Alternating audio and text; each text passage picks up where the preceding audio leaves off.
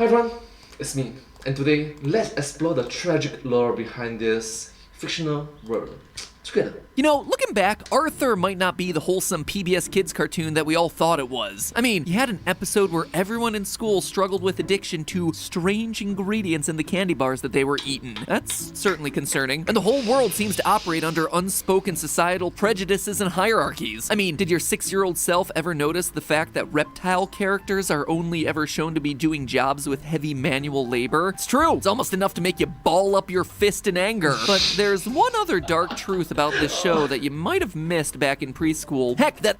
Get it? The meme of like... The adults watching this with their kids have still missed to this day. A dark truth that'll make your brain melt. And that, my friends, is what we're covering today. Film Theory! Hello, Internet! Welcome to Film Theory. Hello Internet, welcome to Film Theory. Hello, let's start. The show that has Sounds an good. original point of view, just like everyone that you meet when you're walking down the street. Here's a question for you. What's the longest running American cartoon? If you said The Simpsons, well, you probably also watched our King of the Hill episode, and you're right, congratulations. But you know what the second longest running cartoon in America is? It's our buddy, Arthur the Aardvark, who's been growing up while learning family-friendly lessons on our TV screens since 1996. This would be the part where I say only 90s kids will remember, but after 22 seasons, Arthur is still on the air. It's wild that my son can grow up watching the same shows that were on TV when I was a kid. And I'm glad that Arthur never left, because every kid ought to grow up in a world where we can learn to work and play and get along with each other. Arthur's also one of those shows that's great to go back to as an adult, because a lot of the jokes were totally put in there for the parents who had to watch whatever their kids were watching. And also I just like the wholesomeness and positivity, family-friendly atmosphere that it really instilled into the show, so that children watching it can have good human morals, become decent human beings for society.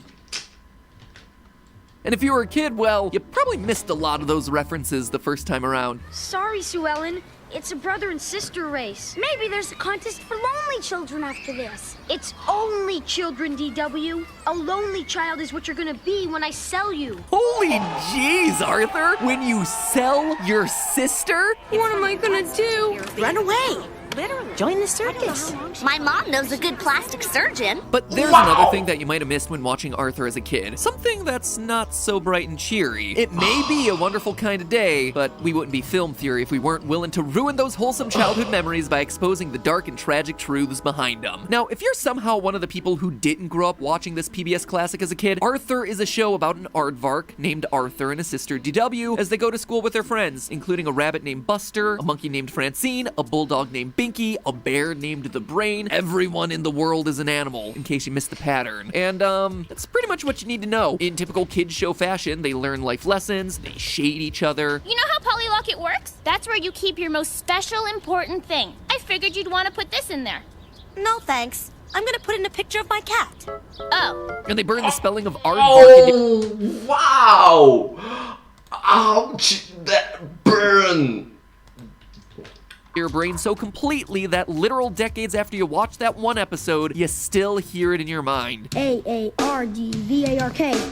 A-A-R-D-V-A-R-K. A-A-R-D-V-A-R-K. No joke, it is still how I remember how to spell that word. Even as I'm typing this up, that song is playing constantly in the back of my brain. And that's what you get if you're the target demographic. But if you've ever stumbled across an episode of this show as someone a bit older after learning about the birds and the bees, you might be wondering how, in a society of animals, interspecies romance works. But joke's on you, the show is already one step ahead of you. Despite Arthur living in a society with many different types of animals, most families seem to be single species. Arthur and his sister DW are both aardvarks, and both of their parents are also aardvarks. Buster Baxter is a rabbit with 2 rabbit parents. Francine is a monkey with 2 monkey parents, and so on and so forth. Now, we do know that interspecies romance isn't exactly taboo. For instance, back in 2019, Mr. Ratburn, who you might have already guessed is a rat, married an aardvark. And while that episode was apparently controversial enough to get it banned from television in Alabama, I'm gonna wager that the outrage was more about the fact that Mr. Ratburn was a man marrying another man, and not so much the fact that it was a rat marrying an aardvark. In this world, there's... It's not even talking about the same gender, it's talking about different species. It's like human marry a mosquito. Why am I even thinking about that? Apparently nothing saying that an aardvark can't date or marry a rat, but when it comes to biology and reproduction, the Arthur universe seems to follow rules pretty similar to our own. If you're an aardvark looking to make some aardvark babies, you're gonna have to find yourself another aardvark. Or at least, that's the way it seems at first until you start digging deeper and you notice a strange trend. For instance, Molly and James McDonald. They're both rabbits, and while their father is a rabbit, their mom is a dog. Emily here is also a rabbit with a rabbit mother and a monkey father. And Carl is a rabbit who has an aardvark mother and no other parents that we can see. At first, these three examples might seem to disprove the idea that interspecies romance in the Arthur universe can't result in reproduction, but there's another thing that they all have in common. Molly, James, Emily, and Carl, the four characters who all have at least one parent that doesn't match their own species, are all rabbits. That doesn't seem like it can be a coincidence. In a world full of aardvarks, monkeys, bulldogs, and all other kinds of animal species, it just so happens that the kids who have parents of different species all are predominantly rabbits? True. Why is that? Is it because the average lifespan of the species is 10 plus, maximum 20 years, I guess? Whereas in comparison to like human beings, you, me, we can live 60, 70, 80, if you're lucky, 90, 100, 110, 120. When you see a pattern like that, it's the kind of thing that raises questions and demands answers. The first question I had is whether there might be some particular quirk of rabbit biology that might allow them to breed across species. Or maybe like lifespans of the species. Not unheard of for there to be genetic hybrids, after all. For instance, you may have heard of mules. Well, they're the offspring of a horse and a donkey. There's also many varieties of zebroids, which result in crossbreeding zebras with other species. You know what you get when you cross a zebra and a horse? A zorse. What do you get when you cross a zebra and a donkey? A zonkey. And those aren't jokes, those are actual real animals that can be created via crossbreeding. We assumed that Molly, James, Emily, and Carl were all rabbits based on their distinctive rabbit-like features, but could it be that they're the result of some kind of crossbreeding? Well, the science doesn't seem to support it. Rabbits aren't genetically similar enough to dogs, monkeys, or aardvarks to crossbreed with them. You could argue that the Arthur universe has different rules here. After all the animals are genetically similar enough to walk upright on 2 feet and speak to each other in English, but Oh, true. Why are all of them bipedal? That means walk on 2 legs. And why are all of them able to communicate in the same language? Have the vocal cords to articulate. Okay. even if that were the case, it still doesn't explain why it's Wait. And also, why do we have posable thumbs? only rabbits that we see as the children in these interspecies relationships. However, there may indeed be a biological explanation for why it's always rabbits who seem to be raised by non-rabbit parents, and it gets into some territory that has some pretty troubling implications for the wider Arthur universe. One thing that we've been doing this whole time is operating under the assumption that all of these rabbit kids are the biological children of the parents that they live with. But as we all know, the real world is full of plenty of examples where parents and children aren't related by blood. Obviously, adoption exists. And there are plenty of kids with divorced parents living with their step-parents. In short, the way I see it, there are 2 key possibilities potentially causing this trend. Alright, from what I know, right, in Chinese there's a saying called 一日为师，终身为父, meaning to say your master is your father. And you look up to your father, of course. Of course, if the father is bad, you don't look up to that individual. So, case in point, there's like your master, it can be your father, your paternal father, the biological father, your stepfather, your godfather.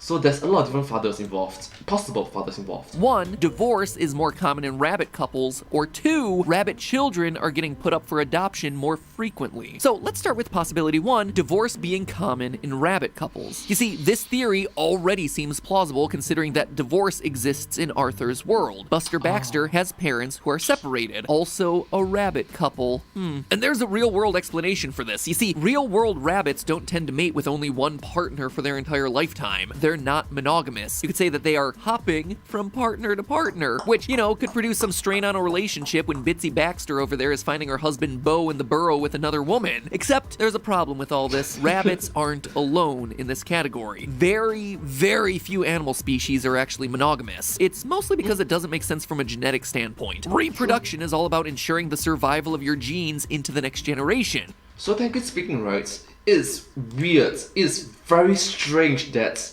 you only find one spouse, or you only find one partner your entire lifetime. You are weird. Yeah, that's just fact. So you want as many chances at that as possible with a relatively wide array of mates. Monogamy is costly because it requires an individual to place their entire reproductive investment on the fitness of their one mate. It's putting all their eggs in one basket, literally. And in Arthur, we see all different animal types from aardvarks to bulldogs, goats, monkeys, moose, pigs, sheep. In all, I counted about 20 different species of animals shown to be functioning members of this society. And the fact is, most of these types of animals would be dealing with the same marital issues if monogamy was really a concern in this universe. So it doesn't seem like divorce here is causing the issue, which means it has to roll up to option 2, adoption. But why would so many bunny babies be put up for adoption in this universe? Well, I think it's actually the result of 2 contributing factors. You see, it's no secret that rabbits are notorious for their mating abilities. The phrase breeding like rabbits is a thing that exists for a good reason. Rabbits are able to become pregnant early in life, with some species able to get the ball rolling, so to speak, as early as 4 months of age. Add to that the fact that the female is able to get pregnant for all but 3 days per month, and you've got yourself a wide open window for babies.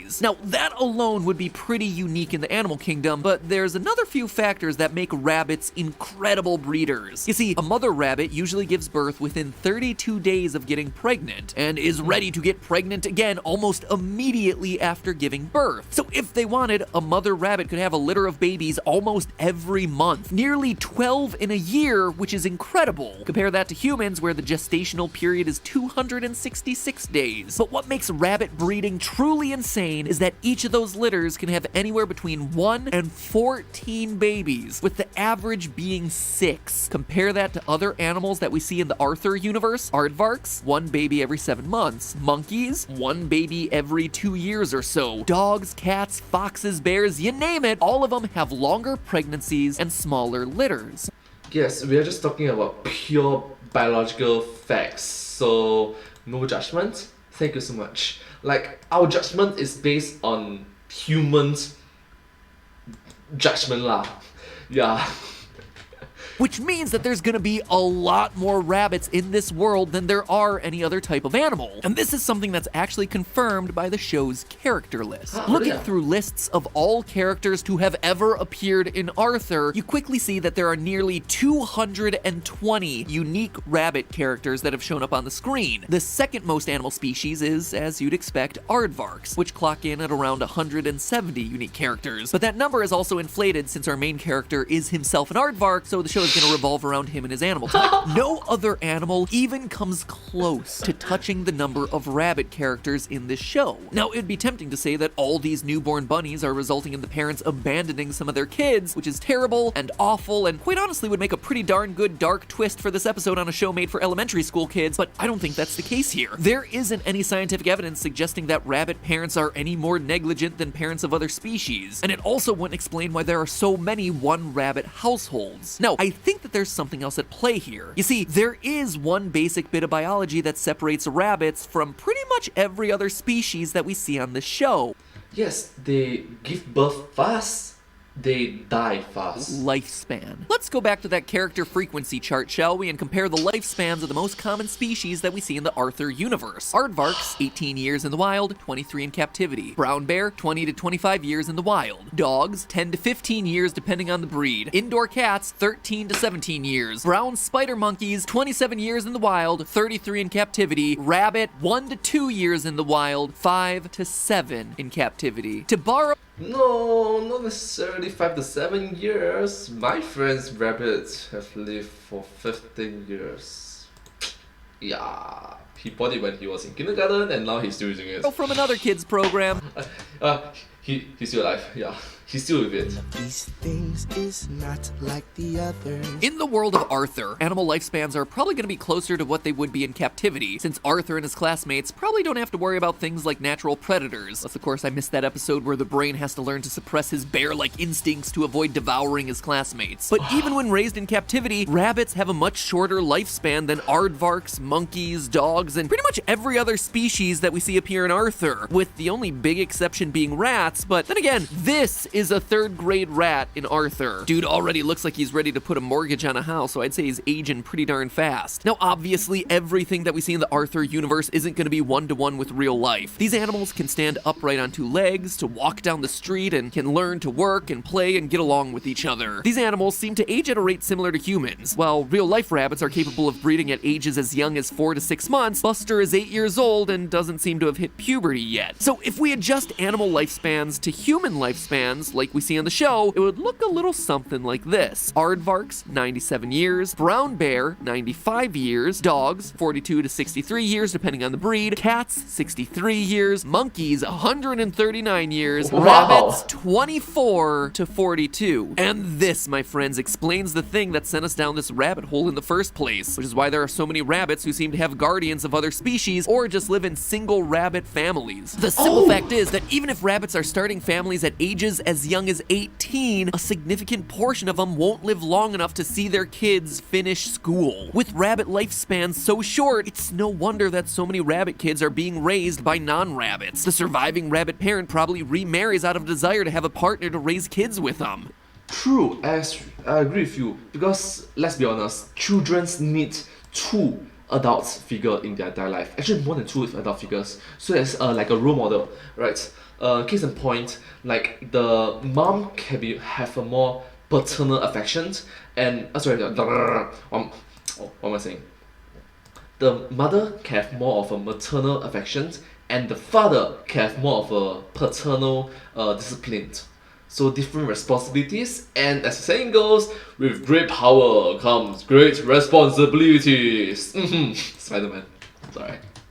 If this is common in the Arthur universe, it wouldn't be all that weird for this sort of thing to happen, which would explain why it's never commented on by characters in the show. Arthur has been on the air since 1996, and he's just one of those cartoon characters that doesn't age. He's been an 8-year-old 3rd grader for over 23 years, which I gotta say is probably a good thing. If the series actually followed the characters for 23 years, they might have already gotten to the point where Buster's classmates have to hold his funeral while everyone else is in the prime of their lives. That, of course, would be after the episode where Buster goes through his midlife crisis somewhere in the middle of high school. Looking at all the life expectancies for the animals in the Arthur universe, Arthur the Aardvark actually has a pretty decent shot of outliving most of his other classmates. Maybe he really should marry Francine the monkey if he's looking for someone to spend his golden years with. Oh wait, he actually does. This is something that is confirmed in the show. Is canon. They do wind up together, and strangely have a conversation about Buster. There's Buster Baxter. Whatever happened to him? Whatever happened to Buster? Strange how those best friends don't wind up together in the end. And notice how Arthur just doesn't respond in this moment. He just stares sadly off into the distance. It's almost like he had a dear old friend who died a bit too early.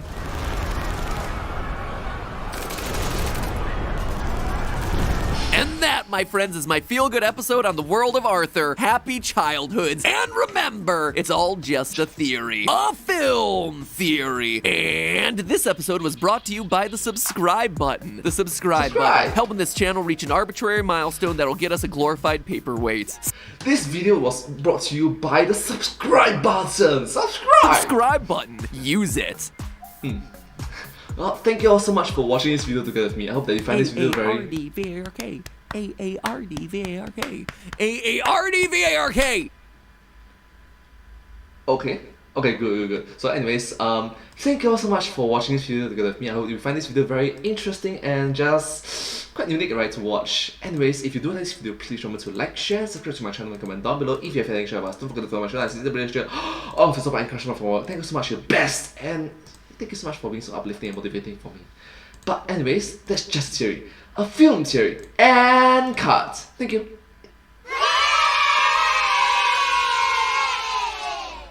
And hope to see you all in my next video. Bye bye. Subscribe. Thank you. And once again, I'm going to learn from my bad, okay? This video was brought to you by the subscribe button and also the notification bell. So ring it. Thank you. Subscribe.